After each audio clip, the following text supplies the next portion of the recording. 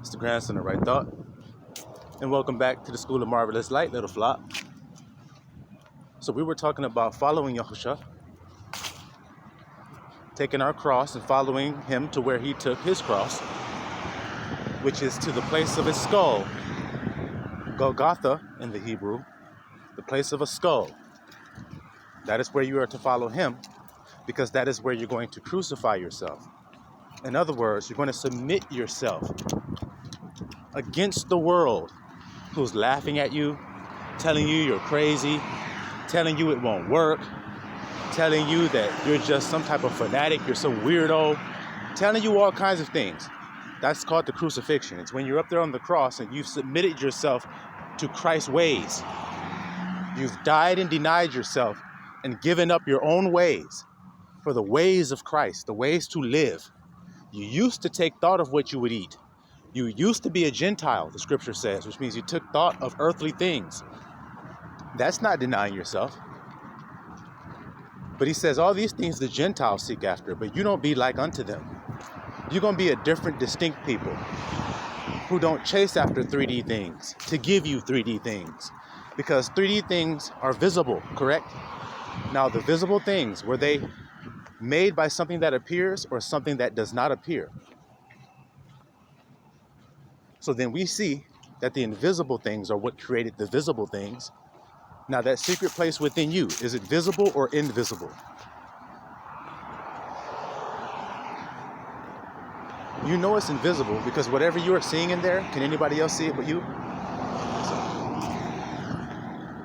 Think about that. You can actually see stuff in there, but nobody else can see what you're seeing in there unless you tell them. But he says, don't let the left hand know what the right hand doing. Don't let the goats know what the sheep are doing. Don't let the naysayers know what you actually is doing. Because they're going to consider you to be a fool. Just like the scriptures say, we are fools for Christ's sakes. That look foolish to do that. Take no thought. That look foolish to the world. Jen, you know that. Y'all know that. Take no thought. Hold on, guy. You're saying a hard saying. It's hard not to take thought. Tongue getting all twisted up. It's hard not to take thought. No, it ain't. No, it ain't. It just takes some faith. It's when you know the truth of life. It's only because you've been lied to you feel this way about Christ's new ways that he's giving you so that you can be born again. You crucify your old man so that the new man can be born in his place, even though you're in the same body, which is what we described last video. Remember, the man asked Christ, how can a man go into his mother's womb again and be born again? Oh, boy. Carnal mind is death, man. Carnal mind can't see spiritual things. It's a death and rebirth of the internal way you live. Your thoughts and your feelings are not the same thoughts and feelings you had. So then are you the same person? You can't be. How come, grandson? Because as a man thinketh in his heart, so is he. You used to think in your heart all kinds of doubt, fears, lies, and so you were fear. You were doubt made manifest. I am that I am. So when you believe that you are free, that you are safe, that you are fed, despite how it looked, because we know that's faith, you gotta do that. That's the part where they ridicule you. Dude, you don't have any food. What do you mean you're filled? You haven't eaten all day. What do you mean you're filled? Aren't you going to sound just like Christ? My will and my meat and drink is to do the will of the Father. That's what feeds me. Ain't you going to sound like a fool? Didn't Christ sound like a fool when he said that to them? Of course they thought that was foolish. That don't make any sense. What's this guy talking about? He's got food. Doesn't he know you got to get some money and go buy some? That's what they said.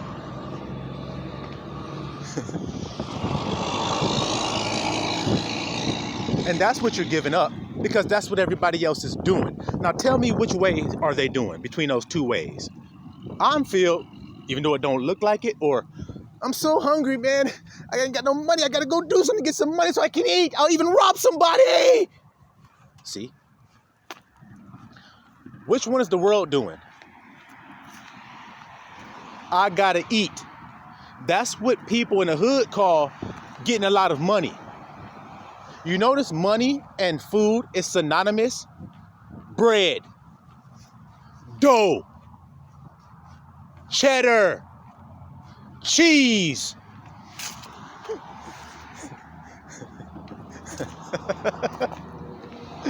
Y'all don't hear that? Men reference their money as food because that's what they're using their money to do, to eat.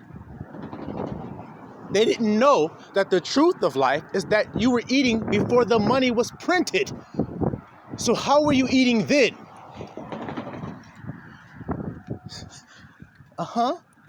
Before Benjamin had his ugly ass on a piece of paper, what were you eating with?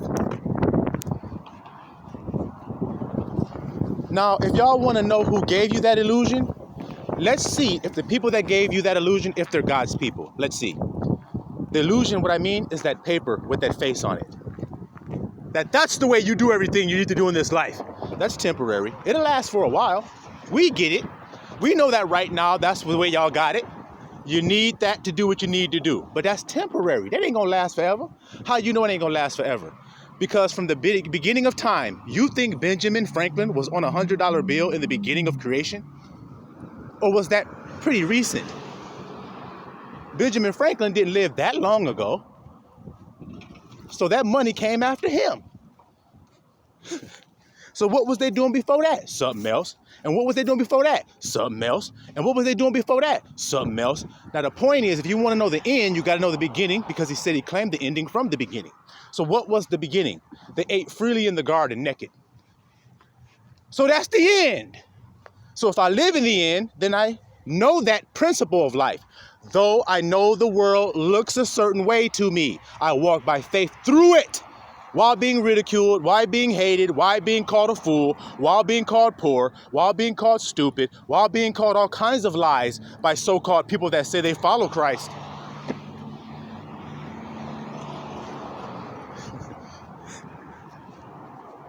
Christ's biggest enemies wasn't people outside of the temple. It was when he would go into the temple. That's when all the beef would start. Y'all ain't noticed that? That the people who hated him the most were the people that were in the same building he was in? You noticed that there? And so it is with the little flock that follow after him, to the same mind. That's why your mind is in your Golgotha, see? Your mind is at Golgotha. That's where your mind is. Let this mind be in you that was in Christ. See? Follow me to my mind. And when you get there, you'll consummate a whole new family. And you'll become a fruitful branch, because I am the true vine and ye are the branches. You get your nourishment from me, not from Esau or Caesar. That's the answer to the question I asked you earlier. What was the question?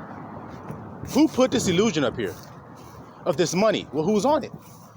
Just like Christ asked you, whose inscription is on it? They said Caesar's. Okay, see?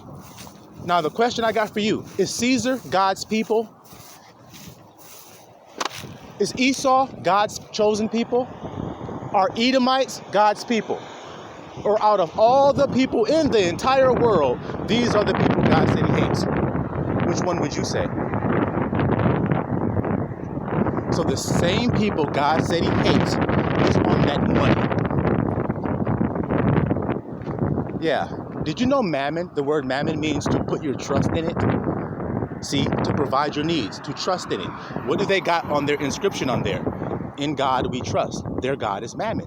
That's where they put their trust, because they're not God's people. If you read the Bible, you know that. Hold up, little flock.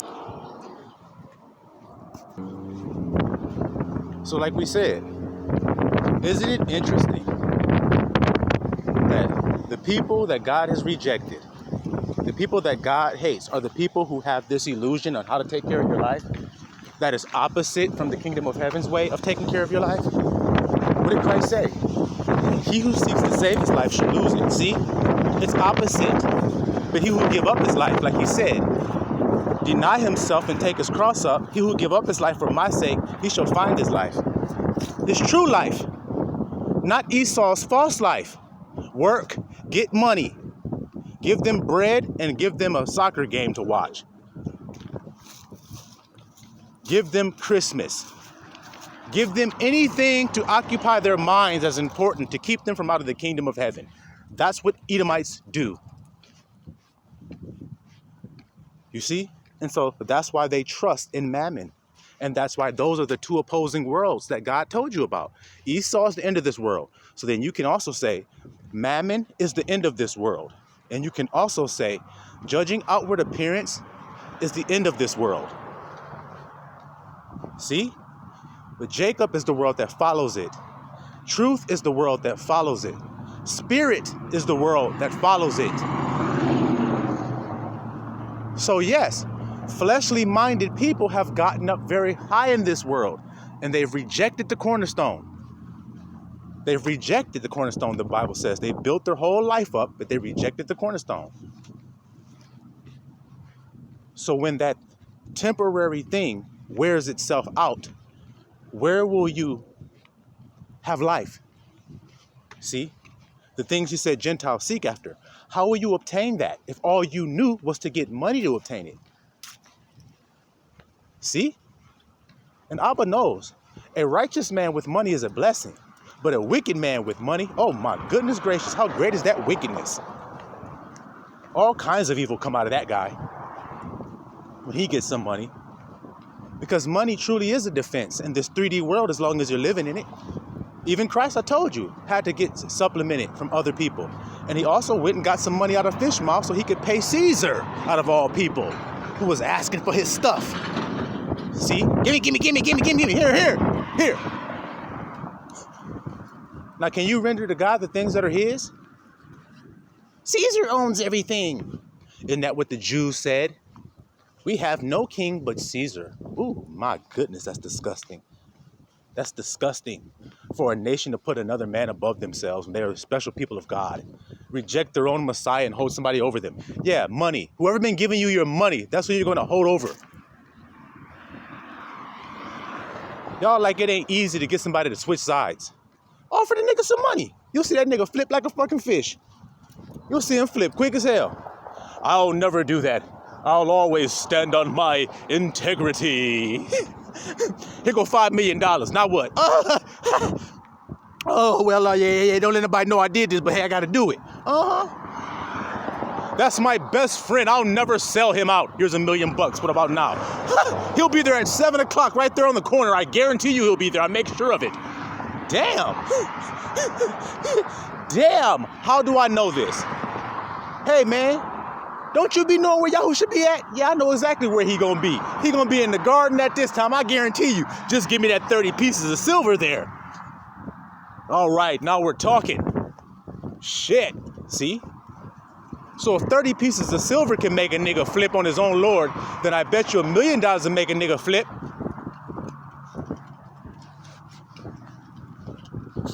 That's it. That's the choice you got. Is money sustaining me, or is the spirit sustaining me? Well, what did God say? Man shall not live by bread alone. So like I said, while you're in this fleshly life, of course you need bread to live. That's why he said, render to Caesar what's Caesar's, man. When you about to do something, that nigga get to sticking his hand out, talking about gimme, just give it to him. But you also better give God what's his. Now, what's God's? Everything is.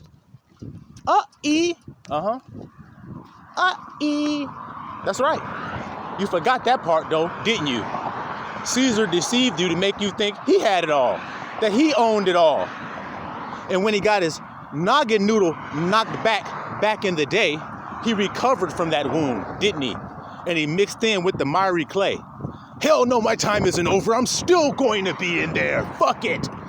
Damn, you damn devil. People say, oh man, why you call Esau the devil? I don't. God does. I told you, Esau is a shaggy he-goat. That's why Jacob put goat skin, to make it more clear to you that he's a he-goat. He's from the left-hand side. He's not the right-hand sheep, he's the left-hand goat. And they even put him as a spectacle to this day as their god. A he-goat. You ever wonder why? Because that's what Esau is. A shaggy he-goat that is a devil, the Bible says. So that's why I call him the devil, because God calls him the devil. Now the question is, are you a shaggy he-goat today? That's the real damn question. Are you a Shaggy Heigo or are you a lamb? Because he's separating them two groups. I'm putting my sheep on my right hand. I'm putting my goats on my left. Because there are two eternal states of being, and you can decide which one you want to be in. Oh, if I do bad, I'm going to hell forever. But if I do good, I'm going to heaven forever. So it's forever. When in actuality, they're just two states of being. They're just two states of being. I told you, you're still in your body when you become born again, aren't you? Just like Christ was still in his body. You're still in your same body, but you're not the same man. Within, you're not. The contents of the cup are different. You had water in there, and now the water has been changed to wine. And now when you drink it, it makes your heart merry. Oh boy. Why talk about wine? Because he said, you are a wineskin. That's what he said. Your body is. That's what he said. Now, a wineskin is a container. He said, if I pour some wine in it, when this person isn't born again, they'll burst. They will actually burst. And I'll waste the wine and the wineskin. But if I get a new wineskin and I pour some new wine into it, it will expand with the new wine. Oh my goodness gracious. So that's you. Converted. Made new again so that you don't burst when the wine gets poured in you. See that there? Wine makes your heart merry. So then the new thoughts get poured into you that make your feelings merry feelings. I'm free as a merry feeling, man. Shit. I'm relieved, a merry feeling. I'm blessed. Shoot, say it with me, little flop. I am amazing. That's a merry feeling. I'm rejuvenated. I'm full of life. I'm strong. I'm a blessing.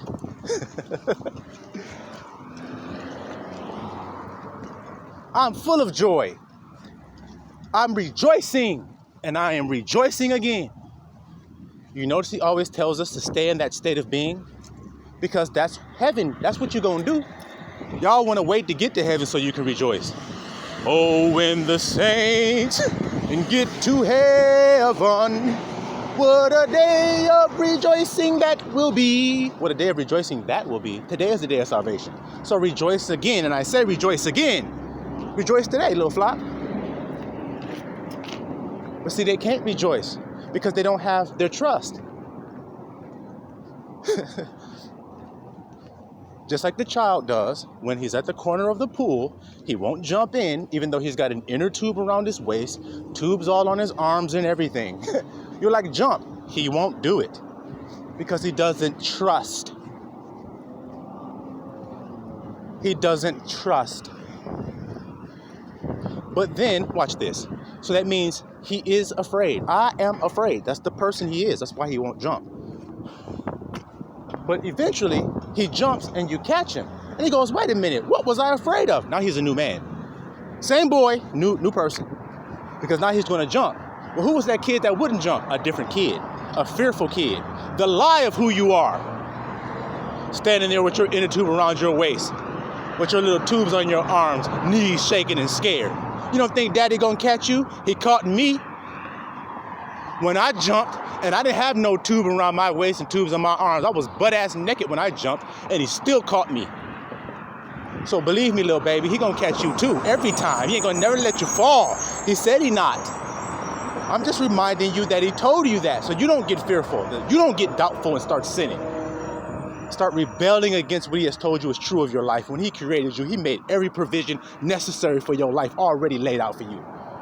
Because he loved you, just like your father would do. He loved you and he had the means to do it. He would provide everything for your life laid out so that when you went out into your life, it would be prepared for you. In other words, an inheritance. But you think Abba make his children and he don't give them no inheritance. Gave us the greatest gift that he could ever give us. And I told y'all that to just have some patience. You have to have it. Because what you do requires you to stand still. Didn't he say that's your power? Your power is to sit still. Stand still and see the salvation of the Lord. Be still and know that I am God. Peace, be still. That's 3 times right there, y'all. What's this be still stuff? Calm down. Calm down. Where do you calm down at? Outside of your body or inside of it? See where he's at doing his work? Don't be afraid. Fear not. The same thing as calm down. Take no thought. Same thing as don't worry. Same thing as calm down. So don't worry. Do-doom, doom, doom. Do-doom. Be happy. Do-doom, doom, doom. When I was a kid, I just came back from the Philippines. And so I had just met my family. All I knew at that time was my family in the Philippines. My mama, my sister, my daddy, and all the Filipinos that we knew and people that we knew on the Air Force base and all that stuff. That's what I thought was life. Well, I came back to the States and met my family, my father's family. And when I met them, it was all brand new to me. And I didn't really fit in at first because I was different. I talked different. I wore different kind of clothes. I was just a different kid. I came from the East. I wasn't in the West. I came from the East. Just like Abba said I would. If you know the scriptures, you know what I'm talking about. Yep, I grew up on an island. Actually, in the islands of the Philippines in the East. Now, the Isles of the East, read about it and see what you find there. But when I came back, I was out of place. You see? And so I was scared. I went to a new school and they were going to take school pictures. And I was so afraid, even though I was all decked out.